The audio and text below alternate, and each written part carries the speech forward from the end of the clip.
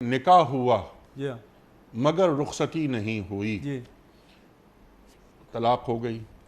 1 مہینے کے بعد پھر نکاح کر لیا خاتون نے، تو کیا 1 ماہ بعد دوبارہ نکاح کرنا شریعت کے مطابق ہے؟ انیقم صاحب، نکاح ہوا ہے،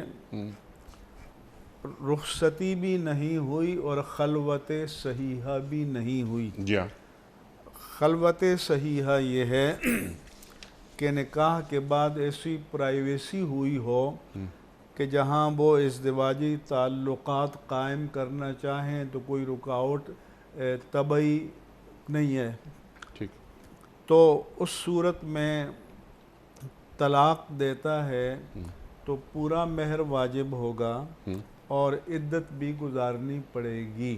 ٹھیک، لیکن اگر نکاح ہوا ہے اور خلوت صحیحہ بھی نہیں ہوئی، رخصتی نہیں ہوئی اور کسی وجہ سے طلاق دے دی ہے، تو اس صورت میں ایک تو نصف مہر واجب ہوگا، ٹھیک ہے، اور طلاق کے الفاظ کو دیکھیں، اگر ایک طلاق دے دی ہے تو عدت چونکہ اس پر نہیں ہے، ٹھیک، تو اس لیے طلاق کے بعد بھی وہ دونوں باہم نکاح کر سکتے ہیں۔ 1 مہینے کے اندر کریں، 10 دن کے اندر کریں، ٹھیک ہے، 2 مہینے کے اندر کریں، نیا مہر مقرر کر کے۔ ٹھیک ہے۔